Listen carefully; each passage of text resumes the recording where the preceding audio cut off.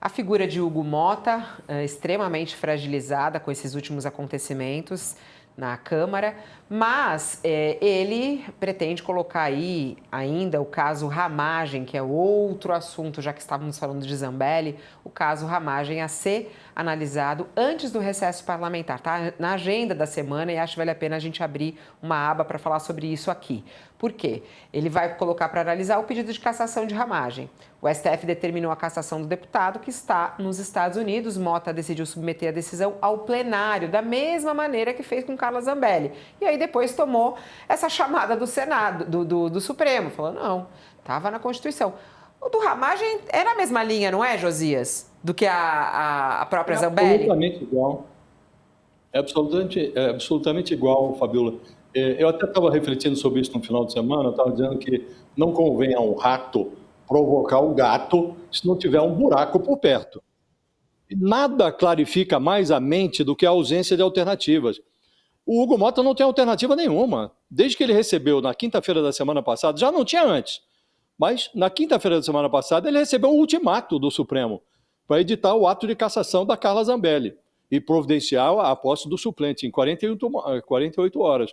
E o caso do Ramagem é a mesma coisa, não há no palco nenhum enigma shakespeariano a ser decifrado, nada parecido com ser ou não ser de Hamlet, nada disso. Ao contrário, Hugo Motta está diante de um antidilema.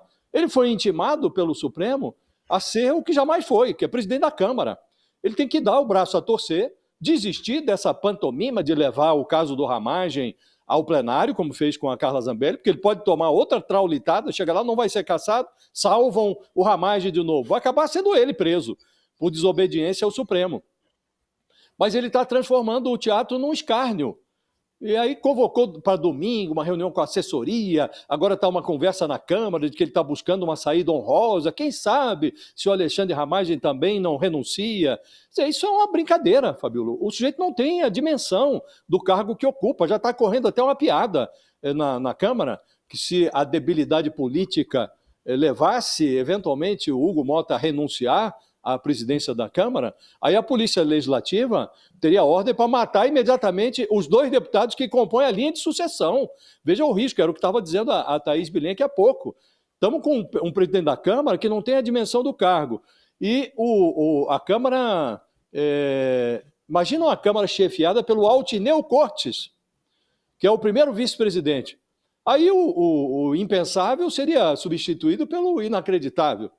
E se fosse impedido o inacreditável, aí quem assumiria o lugar seria o lamentável, porque o segundo vice-presidente é o Elmar Nascimento, que é coadjuvante do irmão Elmo num enredo de desvio de verbas federais que está sendo esquadrinhado agora no Supremo Tribunal Federal. Então, para evitar esse massacre com graves consequências e repercussões internacionais, até a renúncia do Hugo Motta, aí teria a Polícia Legislativa teria que executar os dois primeiros vice-presidentes, porque a posse de qualquer um deles seria um desastre. Então, para evitar esse massacre, os deputados estão lá rezando para que o Hugo Motta não renuncie, que passe a assumir as suas atribuições, porque a carnificina dos vices do Hugo Motta poderia chamar a atenção até da comunidade internacional. Mas nós estamos diante de uma aberração. É um presidente da Câmara que se recusa a exercer as suas atribuições. Então, se ele repete com a Carla Zambelli, com Alexandre Ramagem, o que fez com a Zambelli, submetendo à apreciação do plenário, o que depende apenas de um ato da mesa, aí realmente ele vai se tornar absolutamente indigno do cargo. Já está ali numa situação muito precária, né? Agora, não se pode cometer o mesmo erro duas vezes. Tem tanto erro novo para o Hugo Motta cometer. Ele não precisa reincidir no mesmo erro, né?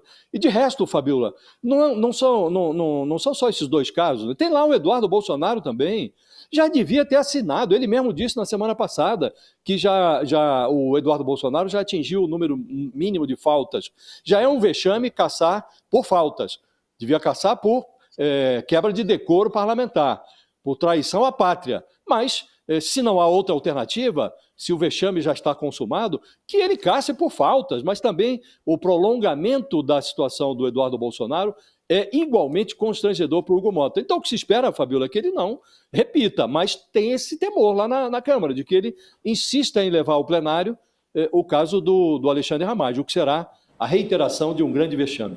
É o que está na agenda, né, Thaís? É o que está na agenda, ele pretende colocar. É por desconhecimento, é por enfrentamento político. O que está por trás dessa ação do Mota em fazer isso também com o Ramagem? Porque o caso do Ramagem é ainda mais grave que o da Carla. Não sei se dá para dizer que é mais grave, mas sim, ele foi condenado pela tentativa de golpe, né? E está foragido do país por conta da sua condenação. Desmoralização, né? Quem faz a agenda, no limite, é o presidente da Câmara. Então, se ele anuncia que vai votar a cassação da Zambelli, do Glauber Rocha, do Ramagem e do Eduardo Bolsonaro, ele criou um novo problema para ele. E, como o Josias colocou perfeitamente, esses erros ele já cometeu em outros momentos. Tentar acenar para um lado, para acenar para o outro depois, tentar ficar bem com todo mundo já deu errado. E não foi uma vez, não foram duas vezes, foram várias vezes. Foi um ano tentando fazer isso sem nenhum sucesso. O Hugo Mota, toda vez que tentou dar uma aqui para o governo, uma aqui para a oposição, porque recebeu votos para ser presidente da Câmara, 444 votos dos 513.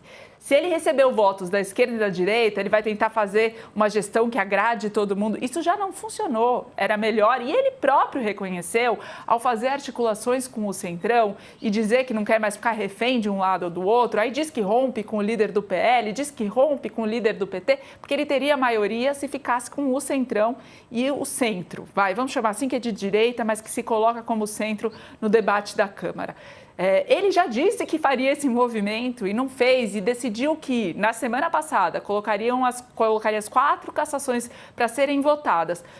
Coloca a do Glauber Braga, uma articulação feita ali na última hora, quer dizer, essa articulação obviamente já tinha começado, mas pega fogo na última hora, livra o Glauber Braga da cassação, coloca uma pena alternativa de 6 meses de suspensão para o deputado. Isso já deixa o Arthur Lira, que tinha, segundo ele próprio, né, segundo o próprio Glauber Braga, e todo mundo na Câmara fala, isso não é nenhum segredo, uma vontade pessoal de ver o Glauber Braga fora, um grande crítico dele.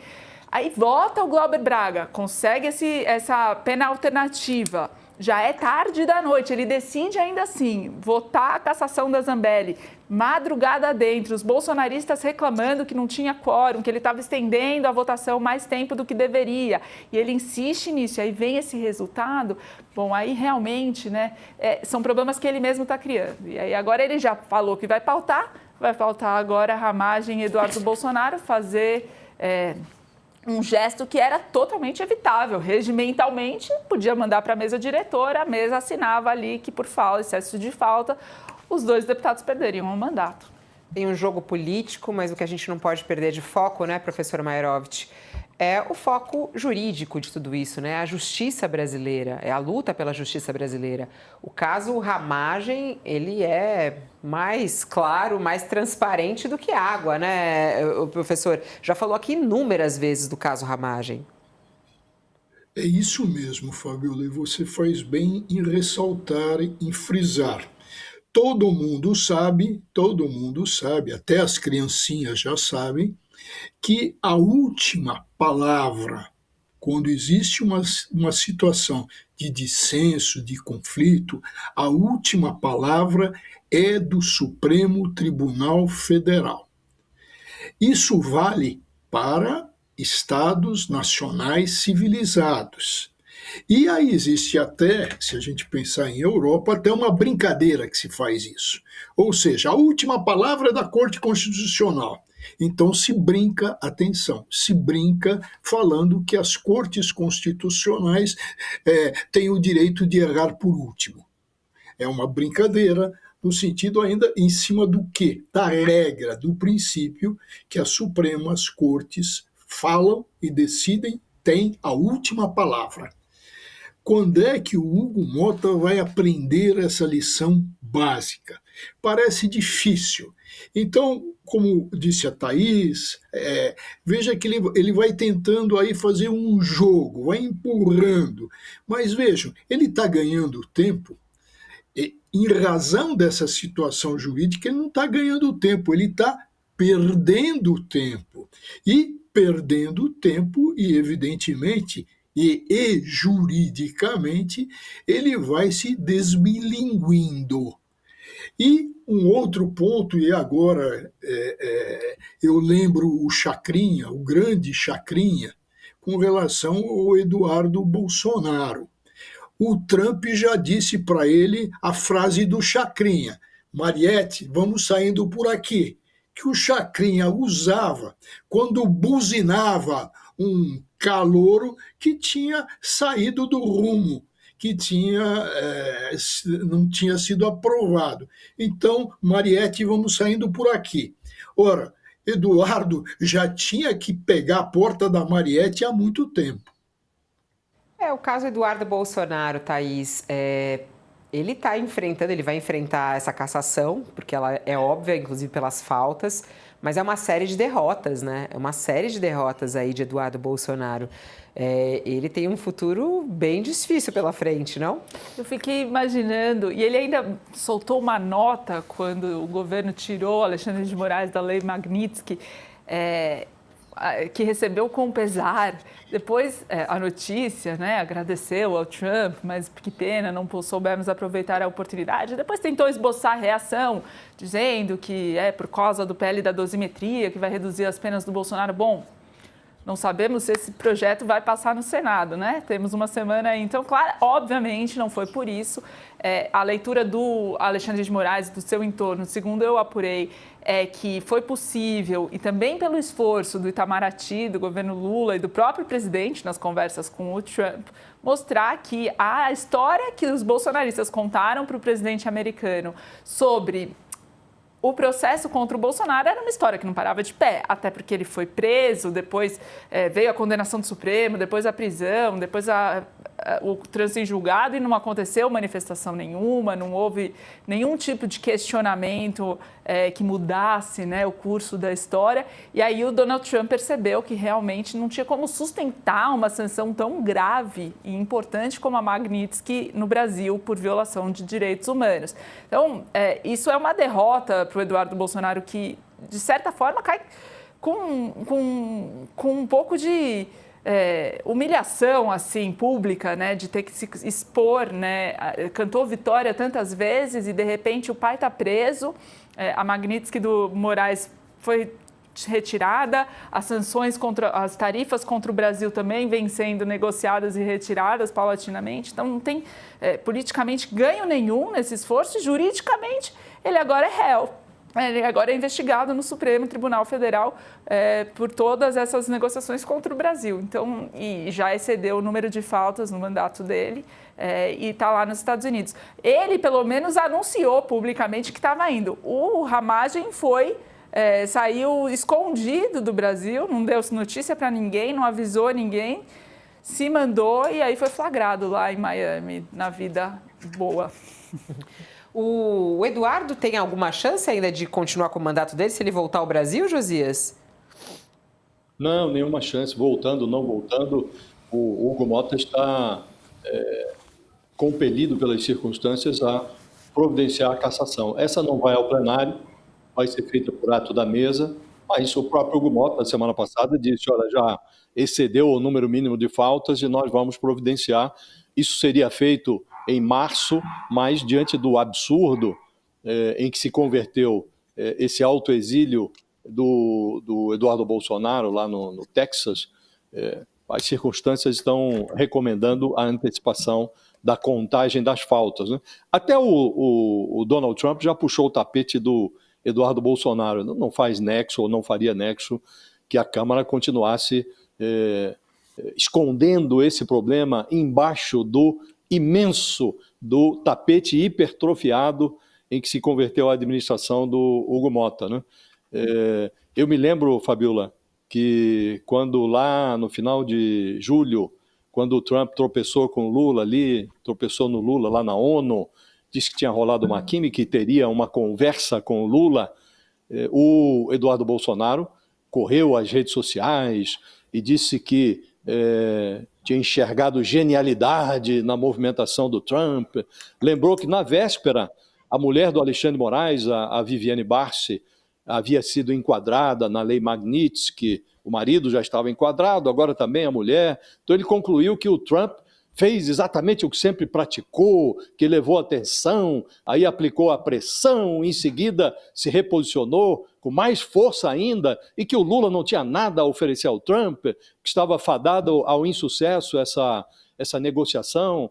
E agora nós estamos vendo que aquela genialidade que o Eduardo Bolsonaro enxergou na movimentação do Trump nos leva a concluir, Fabíola, que a diferença entre a genialidade e a estupidez é que a genialidade tem limites, né?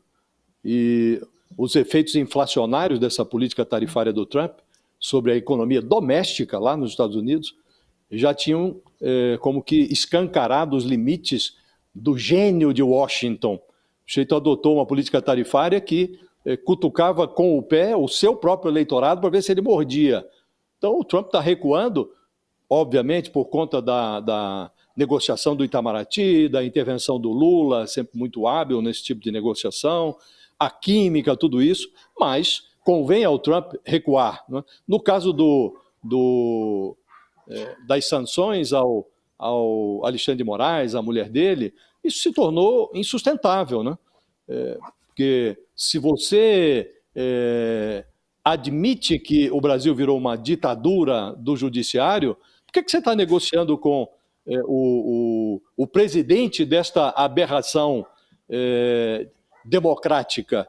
Então não faria sentido manter essa sanção nesse ambiente amistoso que se estabeleceu entre o Palácio do Planalto e a Casa Branca. É evidente, Fabíola, que não se pode negligenciar ou desprezar a hipótese de que amanhã, num novo surto autocrático, o Trump resolva de novo criar problemas para o Brasil. Mas hoje, o que aconteceu na semana passada, com essa exclusão do Alexandre de Moraes da lei Magnitsky, dele e da mulher dele, é que o Trump acomodou uma lápide em cima daquela tática bolsonarista de pressionar ou de utilizar a Casa Branca para obter a impunidade do Bolsonaro no Brasil, né?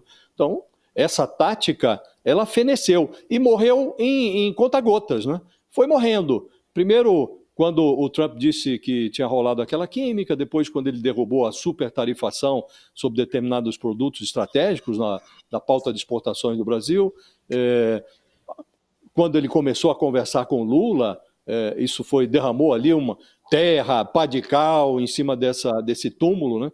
Enfiou o bolsonarismo no buraco e começou a jogar terra. E agora acomodou essa laje em cima do túmulo dessa tática bolsonarista na semana passada. Então, o Eduardo Bolsonaro está completamente desmoralizado. E é preciso que a Câmara também providencie uma lápide para colocar sobre o mandato dele, sob pena de o próprio Hugo Mota pular no buraco, né, e começar a jogar terra em cima dele mesmo.